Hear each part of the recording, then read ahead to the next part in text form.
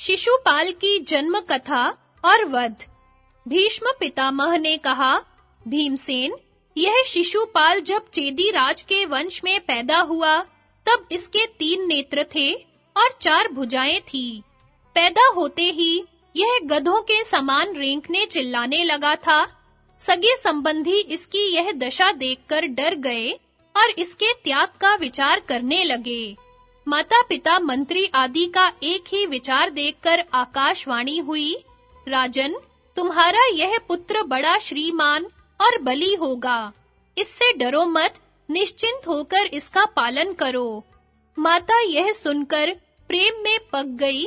उसने हाथ जोड़कर कहा, जिसने मेरे पुत्र के संबंध में यह भविष्यवाणी की है, वह चाहे कोई हो, स्वयं भगवान, देवता अथवा अन्य, मैं उसे प्रणाम करती हूँ और उससे इतना और जानना चाहती हूँ कि मेरे पुत्र की मृत्यु किसके हाथों होंगी।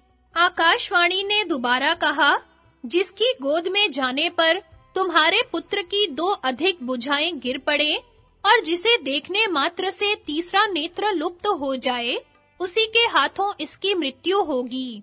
उस समय इस विचित्र शिशु का समाचार सुनकर पृथ्वी के अधिकांश राजा इसे देखने के लिए आए थे। चेदी राज ने सबका यथोचित सत्कार करके बालक शिशुपाल को सबकी गोद में रखा, परंतु न अधिक भुजाएं गिरी और न तो तीसरा नेत्र लुप्त हुआ। भगवान श्री कृष्ण और महाबली बलराम भी अपनी बुआ से मिलने और उनके लड़के को देखने के लिए चेदीपुर में आए। प्रणाम, आशीर्वाद और कुशल मंगल के पश्चात स्वागत सत्कार हुआ। अनंतर बुआ ने अपने भतीजे श्री कृष्ण की गोद में प्रेम से अपना बालक रख दिया। उसी समय उसकी अधिक 2 भुजाएं गिर गईं और तीसरा नेत्र गायब हो गया। शिशुपाल की माता व्याकुल एवं भयभीत होकर श्री कृष्ण से कहने लगी, श्री कृष्ण, मैं तुमसे डर गई हूँ। तुम आर्तों को आश्वासन और भयभीतों को अभय देते हो, इसलिए मुझे एक वर दो। तुम मेरी ओर देखकर शिशुपाल के सारे अपराध क्षमा कर देना। बस मैं केवल इतना ही वर मांगती हूँ। श्री कृष्ण ने कहा, बुआ जी, तुम शोक मत करो। मैं तुम्हारे पुत्र के ऐसे 100 अपराध भी क्षमा कर दूंगा, जिनके बदले इसे मार डालना चाहिए। भीमसेन, इसी से कुल कलंक शिशुपाल ने आज भरी सभा में मेरा तिरस्कार किया है। भला और किस राजा की ऐसी हिम्मत है जो इस प्रकार मेरा अपमान कर सके। यह कुल कलंक अब काल के गाल में है। इस समय यह मूर्ख हम लोगों को कुछ न समझकर सिंह के समान दहाड़ रहा है, परंतु इसे पता नहीं कि कुछ ही क्षणों में श्री कृष्ण अपने इस तेज को ले लेना चाहते हैं। भीष्म की बात शिशुपाल से सही नहीं गई। वह क्रोध से जलकर कहने लगा, भीष्म, तुम भाट के समान बार-बार जिसका गुणगान कर रहे हो, वह कृष्ण क्यों नहीं मुझ पर अपना प्रभाव दिखलाता? हम तो निश्चय ही उससे द्वेष करते हैं।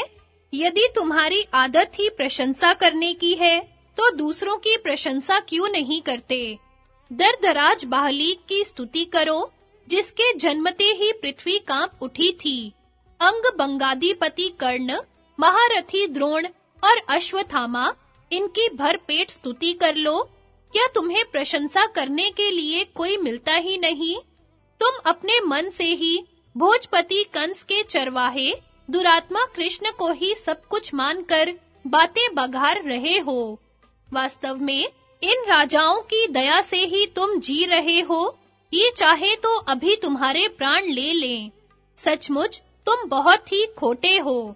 भीष्म पितामह ने कहा, शिशुपाल, तू कहता है कि मैं राजाओं की दया से जीवित हूँ, परंतु मैं इन राजाओं को तृण के बराबर भी नहीं समझता। हमने जिन श्री कृष्ण की पूजा की है, वे सबके सामने ही बैठे हैं। जो मरने के लिए उतावले हो रहे हो, वे चक्र गदाधारी श्री कृष्ण को युद्ध के लिए ललकारते क्यों नहीं? मैं दावे के साथ कहता हूँ कि उनको ललकारने वाला रणभूमि में धाराशायी होगा और उसे उन्हीं के शरीर में स्थान मिलेगा। शिशुपाल जोश में आकर श्री कृष्ण की ओर रुख करके बोला, कृष्ण, मैं तुम्हें ललकारता हूँ। आओ, मुझसे भिड़ जाओ। मैं पांडवों के साथ तुम्हें यमपुरी भेज दूं। पांडवों ने मूर्खतावश तुम्हारे जैसे दास, मूर्ख और अयोग्य की पूजा की है।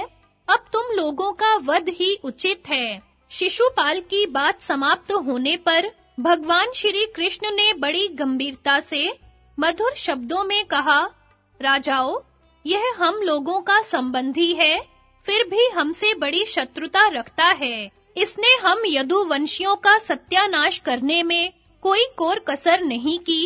इस दुरात्मा ने मेरे प्राग ज्योतिषपुर चले जाने पर बिना किसी अपराध के ही द्वारकापुरी जला देने की चेष्टा की। जिस समय भोजराज रैवतक पर्वत पर विहार करने के लिए गए हुए थे, इसने उनके सभी साथियों को मार डाला अथवा बांधकर अपनी राजधानी में ले गया। जब मेरे पिता अश्वमेध कर रहे थे, तब इस पापात्मा ने उसमें विघ्न डालने के लिए यज्ञीय अश्व को पकड़ लिया था। यदुवंशी तपस्वी भब्रू की पत्नी जिस समय सौवीर देश के लिए जा रही थी, यह उन्हें देखकर मोहित हो गया और बलपूर्वक हर ले गया।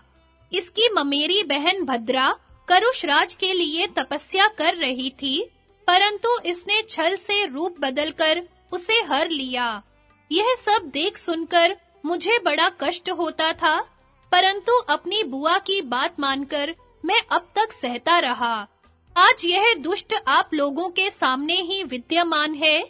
यहाँ इसने भरी सभा में मेरे प्रति जैसा व्यवहार किया है, वह आप लोग देख ही रहे हैं।